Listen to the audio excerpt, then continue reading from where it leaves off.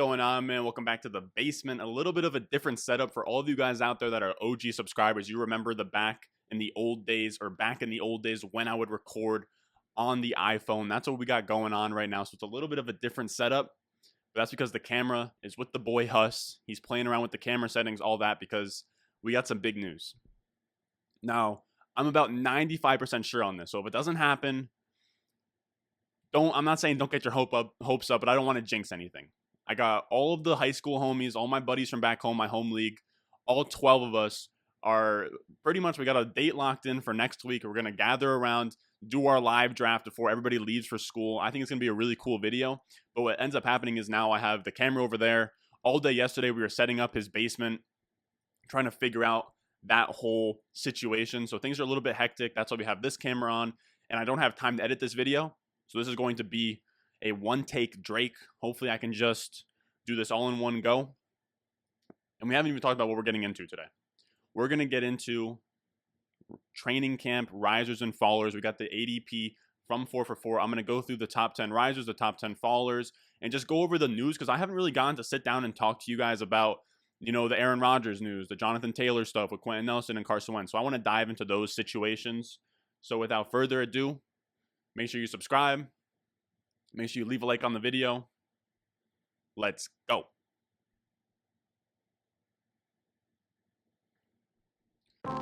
Thirsty, trying to choose. I know I'm pretty cool. My nitty bag, my... All right, so might as well talk about, what is this, the fallers? Yeah, let's talk about the fallers first. Now, I'm going to be moving around the mic because why not? This is a weird camera angle. We're going to do weird things today.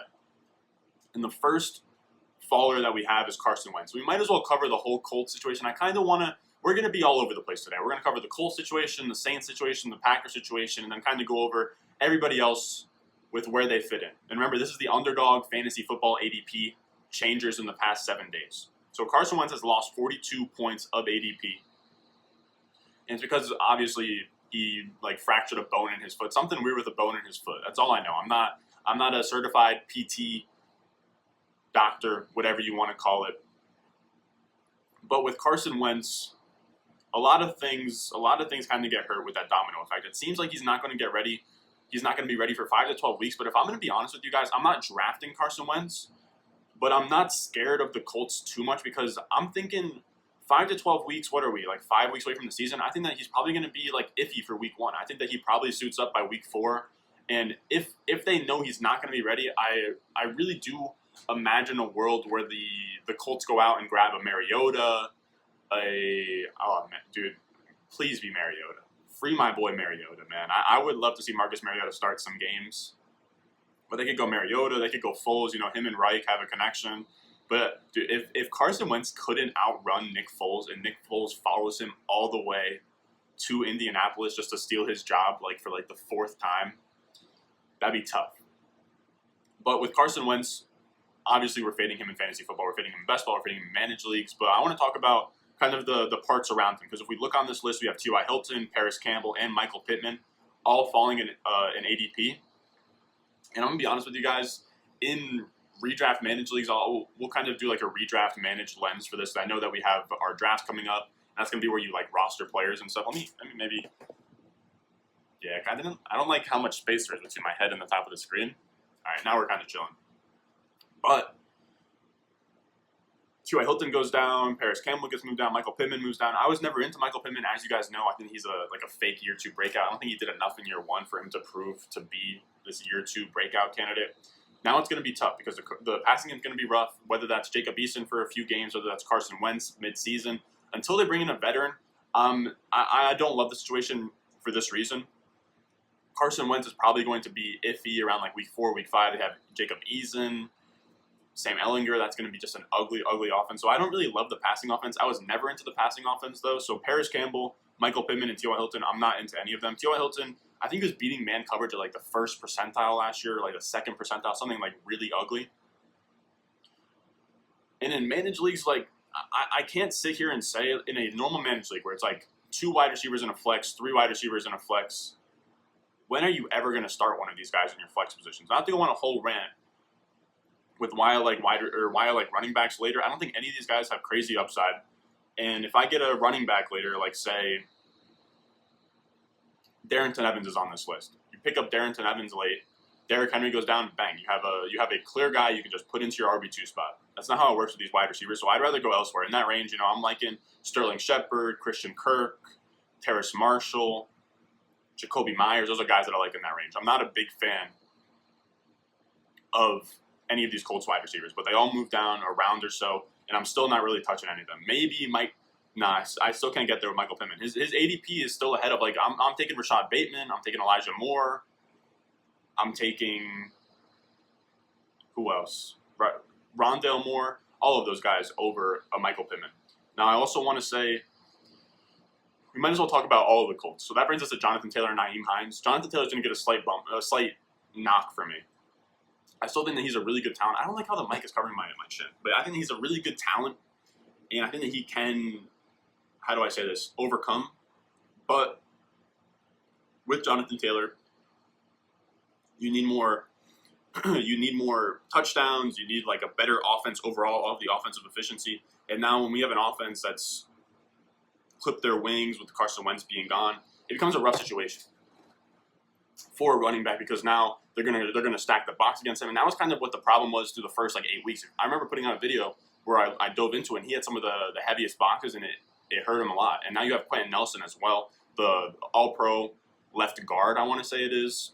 He is now hurt. He has the same thing as Carson Wentz, where he's going to be out 5 to 12 weeks. To be honest with you, though, I would be shocked if he didn't suit up by week 1. Quentin Nelson's one of those guys that's a road dog, not going to miss any games or whatever. I think that Quentin Nelson probably suits up. But because that offense is going to be less, there's going to be less scoring and all that, I probably now have Jonathan Taylor where he was a mid-first for me. He's probably going to be a mid to late second for me now. Now, I also want to bring up Nyheim Hines. I think a lot of people are moving Nyheim Hines down. I think that's the wrong move, because I think this team's going to be worse, which is more negative game scripts, which means more 2-minute drills where they're passing Nyheim Hines in garbage time. And I think that whoever they bring in, whether that's Jacob Eason, Sam Ehlinger, Nick Foles, it's going to be a lot more checkdowns than there would have been with Carson Wentz. So I'm not going to move Nyheim Hines up like a round, but I'm not budging on Nyheim Hines. I'm keeping him exactly where he was, right in that like pick 130 range is where I like Nyheim Hines. I think he's a great 0 RB candidate because he's going to get all the checkdowns. He's going to get all of the garbage time work. He's a super explosive athlete. So I really like him there. Then we move on to Michael Thomas. And this brings us to the Saints situation. We might as well talk about the Saints situation where Michael Thomas is hurt. And that throws a lot of things into flux here, because you have a guy in Michael Thomas that is a wide receiver 1, but I don't know, he like slept on his surgery or whatever, and he just waited a long time to get the surgery. So now you have a situation where you have a wide receiver that's supposed to be out. The timetable's still super unclear. It's like week 3, week 4, week 5, week 6, could be like week 8, 9. Nobody really knows. To be honest with you, I'm not touching Michael Thomas. The only time that I think I would draft Michael Thomas is we get outside of the range of like Elijah Moore, Rashad Bateman. So like Jarvis Landry, Rashad Bateman, Elijah Moore, and we get outside of that range. And I think where I would start taking him is like pick 120. Pick 100, pick 120. You know what I mean? Somewhere in like the 10th round, 9th round. I don't think he'll ever make it to me there, but that's where I'd be comfortable taking him. I don't love taking guys that are hurt already, especially at wide receiver. You had guys like Kenny Golladay. He like came back and wasn't himself. You had the same thing going on with Michael Thomas last year. He came back, wasn't himself. Deebo Samuel came back, wasn't really too great. The timetables always are kind of iffy with that. But what that brings us to, Michael Thomas, is I'm personally fading him at 74.5, which is his ADP. I'd probably be more comfortable in the hundreds, like super low hundreds. That then brings us to the Jameis Winston, Taysom Hill thing. Because now, if they don't have Michael Thomas, I actually expect Taysom Hill to probably be the starter week 1, or if not the starter, probably play more snaps than we really want. Because Jameis Winston, remember, when he was thriving, he had Chris Godwin, Mike Evans, Rashad Perriman was even playing pretty well. But to have him come in and throw to Marquez Callaway, Traquan Smith, and Adam Troutman and expect him to go out there and win football games, I think that's a losing strategy. So I think they're going to do Taysom Hill. There's going to be a weird offense where Taysom Hill, Alvin Kamara kind of do some stuff out of the backfield, and they probably just run things through there. So I will say Alvin Kamara gets a bump up, but he's still, like, I have him at my 103. I'm not moving him to the 102 over Dalvin Cook because of it, but now he's the clear 103 because through those first 6-7 weeks, however long Michael Thomas is gone, Alvin Kamara will be the team leader in targets, so that's super interesting, especially in PPR. He could he could just blow up fantasy in those first 6 weeks, go for 30 points. And if you want to take Alvin Kamara at the 102, I really can't fault you there either. But what that also brings us to is going to be the other side, which is the Saints wide receivers. So then you have Marcus Callaway and you have Traquan Smith. I'm not touching Traquan Smith. His ADP is 120, 125. He's going ahead of Terrace Marshall. He's going ahead of Rondell Moore. Or not ahead of Rondell Moore, in the same range. I'm not taking him over any of those guys. And I will say Marcus Callaway is decently interesting. Marcus Callaway is going around pick 175. You can take him as a late dart throw, and maybe he'll give you something. I think that he had a decent profile coming out of college. And I'll just take the cheaper pass option. And I'm not touching Adam Troutman. Adam Troutman's ADP was already too high. He's a third round tight end who had 16 targets last year. I'll do a video. Maybe I don't know if I'll do a must fade tight end video, but Adam Troutman I can't get there with because he's not a freak athlete. Last year he only had 16 targets. He's a third round draft pick. He's not a crazy good prospect, and he's going 30 picks ahead of Cole Kmet. I'll take Cole Kmet there all day. He's a better prospect, second round pick. Did more last year. If you look at Cole Kmet and what he did last year in those last 8 weeks, I don't see why Adam Troutman's going way ahead of Cole Kmet besides opportunity, which that's not how it works. Just because he's the tight end one in New Orleans doesn't mean he's going to get all this work. They also could have blocking tight ends out there when they do the Taysom Hill stuff. I think that the passing offense as a whole gets a downgrade.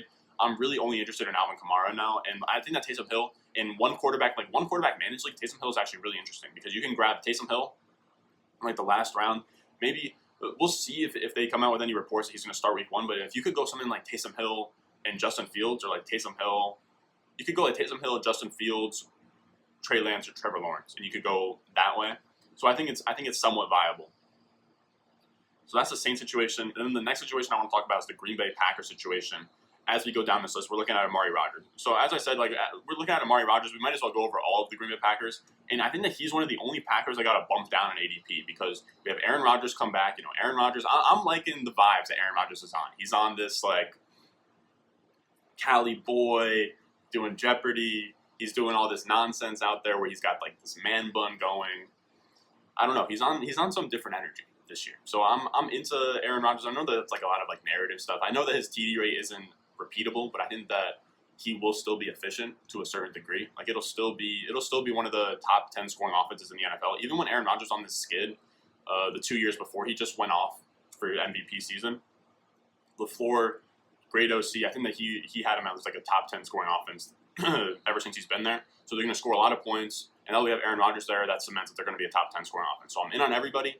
Amari Rodgers getting a bump down is simply because Aaron Rodgers demanded that he get some GM duties, so he pounded the table to get his boy Randall Cobb traded to the Packers, which is a weird thing to request in my opinion. But what that does is that just completely screws him out of that slot role in Amari Rodgers. Amari Rodgers is a prospect I don't love, but I liked coming out of school. Out of Clemson, he's this slot plus guy that's kind of like Deebo Samuel, where he can get handoffs in the backfield. He's like a poor man's Deebo Samuel. He can get handoffs. He can do stuff around the line of scrimmage. He's interesting. He's a thick boy too. He's in that same exact mold. But now that you bring Randall Cobb in, Amari Rodgers is probably going to be next year kind of thing. I don't mind super late dart throw, we're talking 19th, 20th round. Why not? And then that brings us to the other side of the conversation, which is Randall Cobb, who's going now at pick 150. I can't get there. I won't be taking Randall Cobb. When we're taking wide receivers in those late rounds, you have to swing for upside in managed leagues. There's never a time where Randall Cobb is useful to your starting lineup. If Randall Cobb is making it into your starting lineup, you're probably losing. You're probably near last place in your league. You know what I mean? There's no upside there. I know that he can be a PPR monster. I don't think that it's there. I think I just don't see the upside. He's old, he's dusty. I'm not trying to target that wide receiver. I'd rather go Diami Brown. I'd rather go, again, Christian Kirk, Jacoby Myers. Those are the guys I really like in that range. And then that brings us to the rest of the Green Bay Packers receivers. So you have Devontae Adams. Obviously, he moves up. Aaron Jones, he's going to move up. So I have Devontae Adams a mid-first. I think Aaron Jones would be a guy that I like at the turn, late first, early second. I'm gonna update my ranks later on today. So when I'm done recording this, I'm gonna go update the ranks on the Patreon. If you're interested in my rankings, I'm telling you guys, it's the best draft guide you can get because it's literally $5. I put my heart, blood, sweat, and tears into that thing, and it's just my one QB Superflex rankings for redraft, and you can also get my dynasty rankings for redraft. And in season, if you have like trades that you want to make, or you even want to hit me up on the clock, that you pay $5 and you get exclusive access into the Discord to literally ask me about your pick, about your trade, whatever. I'm telling you, there's no one out there that's offering a draft guide and advice for $5. So I don't know. It's a great deal. Make sure you go check that out. It's literally in the description. It's patreon.com/Ron Stewart. I'm telling you, everybody that's in it right now loves it. So make sure you go check that out. But what I'm trying to say here, Aaron Jones probably going to be at the turn, so like late first, early second. I think that Aaron Jones is one of those guys. I have been talking recently about these guys with legendary upside, guys that can have that crazy ceiling where, the season's named after them. At first, I was like, I don't think so, because Aaron Jones has never been the guy to get that kind of opportunity share. But the more I think about it, A.J. Dillon will take his rushing away the same way that Jamal Williams did, but A.J. Dillon won't take the same receiving away. So Jamal Williams had like 30-plus receptions last year. There's zero shot that A.J. Dillon even cracks like 15. So you give those to Aaron Jones. Aaron Jones could start getting into the range of 80-plus receptions, 70-plus receptions, and that gets super interesting given that he can score a lot of touchdowns. He's really efficient. So I do like Aaron Jones. And then obviously Devontae Adams moves up, like I said. And you have Allen Lazard is the guy that I'm targeting between Allen Lazard and Marquez Valdez-Scantling. But those are guys that I like as like late round flyers, especially in best ball. I'm not really into them too much in managed leagues because, again, you want guys that can have a path to eventually being your starting lineup. So that's the Green Bay Packers situation. And I like Robert Tonyan. I'm moving Robert Tonyan up to like that Irv Smith range. So that's the Packers, New Orleans, Indiana. So where does that bring us for the fallers this week? And then we have, so the next faller is going to be Tevin Coleman. And I agree. I think Tevin Coleman's going to fall down my ranks as well. Because this is how I feel. This is a running back committee, and it's ambiguous. So you do want to take stabs at it. But Tevin Coleman has zero upside. He's kind of dusty at this point. He's older. I'm just not sure there's ever a world where he goes out there and goes crazy. I don't think there's a world where Tevin Coleman just ends up, I don't know. He kind of feels, I'm trying to think of like what a good comparison is, but I don't know. He just feels like a guy like Jordan Howard the last few years. I'm not sure he has the upside to do anything great for your fantasy lineup. He probably is like a low-end RB3 at times. But I think if you're going to take a swing on a Jets running back late, I think it should be Ty Johnson. I don't know if Ty Johnson's on the risers list, but the reason why I'm moving Tevin Coleman down is just because I want Ty Johnson more. I actually have Ty Johnson ahead of Tevin Coleman just because Ty Johnson has a lot of juice. And hear me out for a second. Ty Johnson is size speed. He's like 210, runs a 4.3. And I get that he flamed out in Detroit. He's like a 5th, 6th round pick. And what happened was Kerryon Johnson went down. They put in Ty Johnson, and Ty Johnson didn't look great. It was like his week to be that boy, and he sucked. But what I'm saying is that, okay, that was Detroit, though. And he was a rookie. He's not just going to come in as like a 5th rounder and be great. Now he comes into this situation with the Jets, and I think that it's much more suiting to his skill set because they're going to run that zone scheme out of the Shanahan-style offense because LaFleur comes from that style of offense. And what that does is it leans towards guys like a Tevin Coleman, like a Raheem Mostert. The thing is, Tevin Coleman's older now. I think Ty Johnson fits that mold really well because he's fast. He has that one-cut thing. So Raheem Mostert's this really straight-line speedster kind of guy, one cut up the field. That's exactly what Ty Johnson is. Ty Johnson can go around the edge, one cut up the field. And I think that that's going to fit in really well in this offense. This next running back we have is Darrington Evans that fell. The only reason Darrington Evans fell is because Bime4 has been gassing him up. This is Underdog ADP. Bime4 has been gassing him up on Twitter, and when the puppy first came out, everyone was drafting Darrington Evans, and then eventually because hype died down from Bime4, I think that the ADP just bounced back. I don't think that anything in particular caused Darrington Evans to bounce back in ADP. I think that it was just that time frame where it was getting weird with Darrington Evans. But I love Darrington Evans as a late round dart throw in like hero RB teams because here's the two things that can happen. One, he's going to have some standalone receiving value because Derrick Henry has never topped like 20 catches. I think he's like a 15-catch guy, 20-catch guy. Darrington Evans, you put him in, he's going to be like a third down back. He's also a really good prospect. He's like a third down prospect out of Appalachian State, has pretty good athleticism. He looked good in school. I liked him as a prospect. He was just hurt last year, so he could get that receiving game work, or maybe he becomes like not a PPR monster, but he's decent in PPR, so he has a little bit of standalone value. But then if Derrick Henry was to go down, Darrington Evans becomes a monster. There's no one else in that backfield. It's like Jeremy McNichols, and I can't think of who else. Darrington Evans becomes a monster. He's going to be receiving out of the backfield, kind of like a Mike Evans. He could be this year's Mike Evans, Darrington Evans. So I really like him. He only moved down not because of any news just because of the way that things kind of balance out in the market. Then we have Denzel Mims, and this guy's just buried. Denzel, and it sucks because I love Denzel Mims coming out. I'm a Jets fan, and I was banging the table for Denzel Mims. Now, if I was to go back and do my process now, I don't think that he's a great prospect because he came out as a senior. He only looked good as a sophomore. I don't know. He's a tough prospect, but now we saw year one. He didn't look great. He face-planed in year one. As you know, face-planners don't go on to do anything great. And now we have a billion reports, and he's practicing with the third team, with the second team.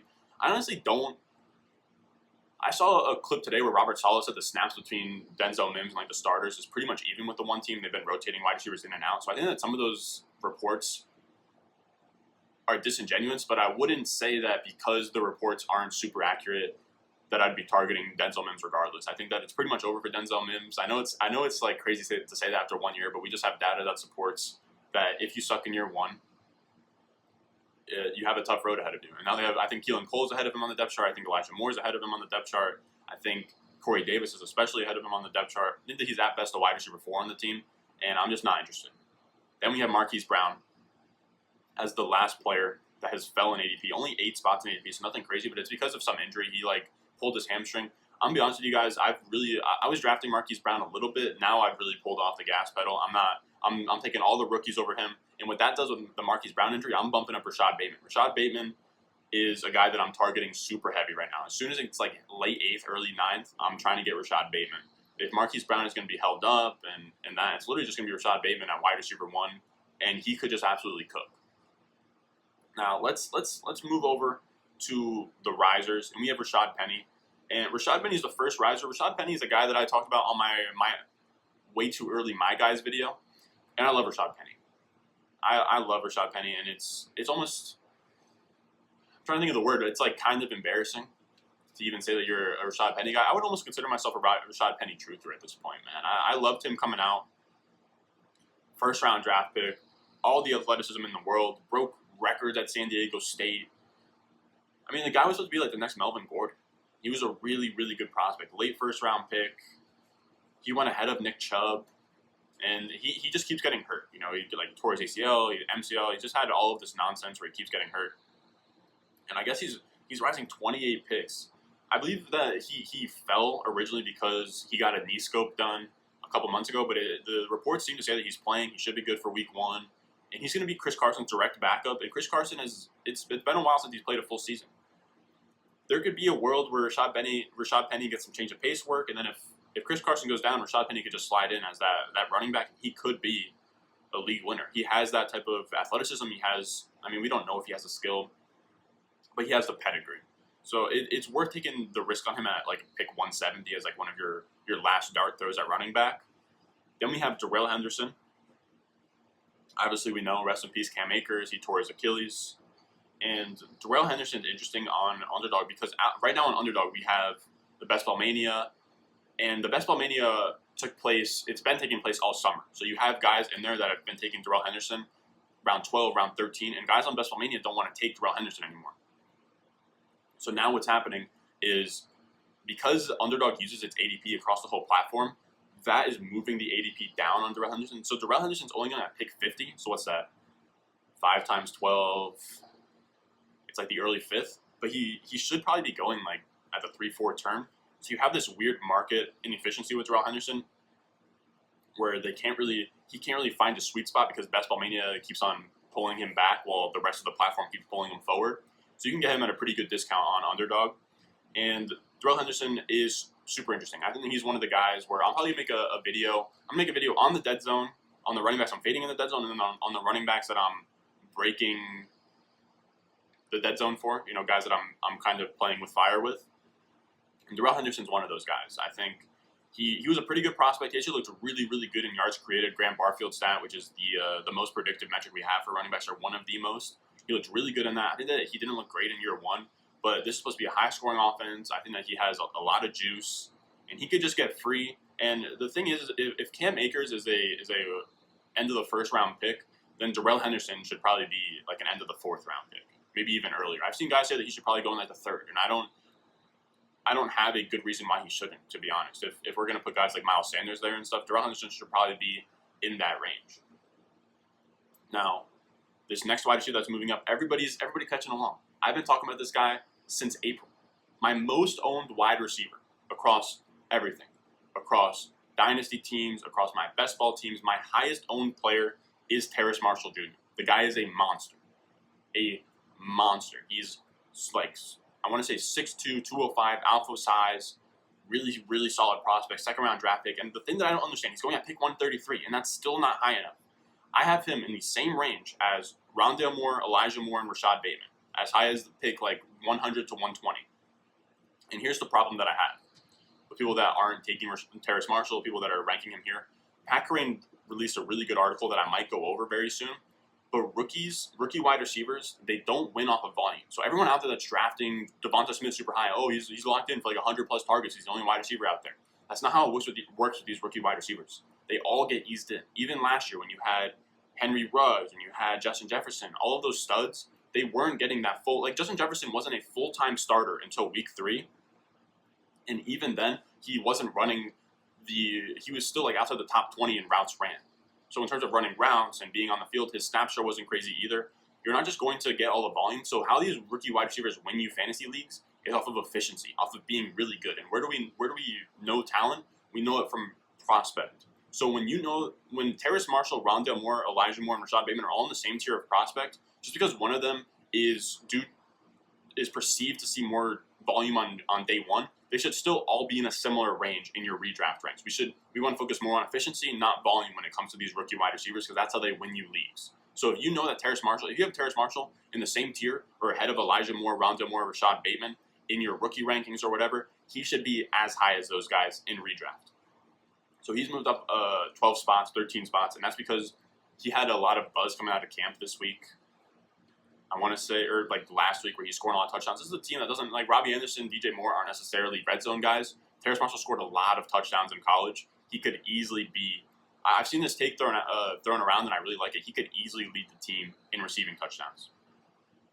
On to the boy, Damian Williams. Damian Williams is a guy that I really like as a late round dart throw in my 0 RB teams. Tariq Cohen, I think that he tore his ACL last year. He's not going to be ready for week 1. There's no one behind David Montgomery.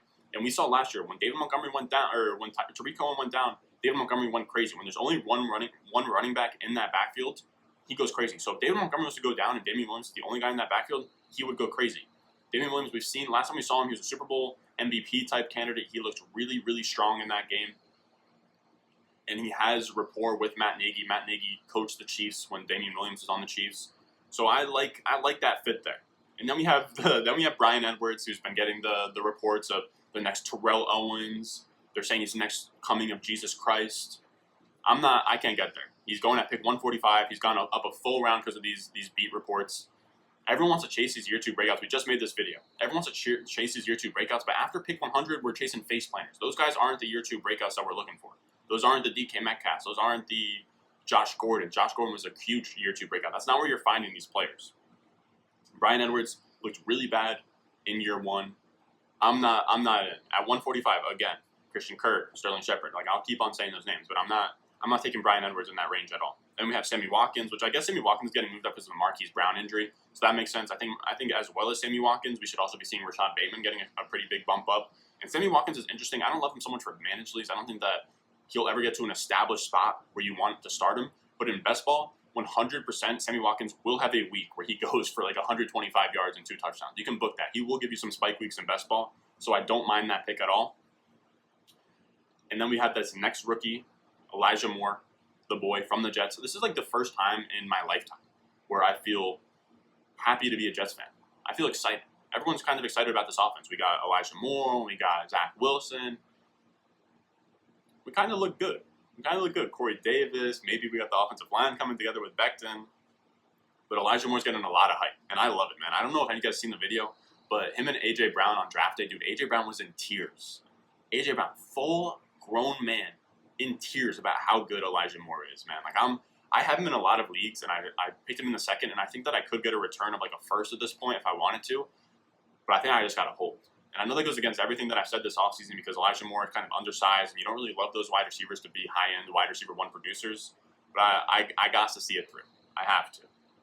And then the last guy we're going to cover today, Byron Pringle. He's moving up 11 spots. I couldn't tell you why. I guess there's maybe some decent beat reports. Byron Pringle, I'm not touching him in a managed league, but I'll grab him in best ball. I don't mind the idea of like grabbing a wide receiver 2 from the Chiefs in best ball. Probably not, I'm not loving McCole Hardman, but I'll take Marcus Robinson, Byron Pringle, sometimes Cornell Powell if you want to get really, really dirty. But there's going to be, Travis Kelce and Tyreek Hill are only going to command 50% of the targets. There's going to be half of the targets are wide open to CEH, McCole Hardman, Byron Pringle. Whoever wants to step up and take those targets, those are all there. And that's going to do it for today.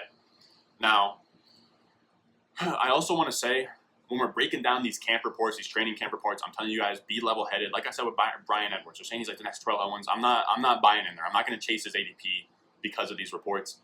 When there's super buzzing reviews about guys, I'm not super into it. I'm really only worried in terms of like training camp reports. I'm only worried in terms of like scheme stuff. Okay, there's like a new coach, new head coach. What does the tempo look like? What is the offense going to look like under him?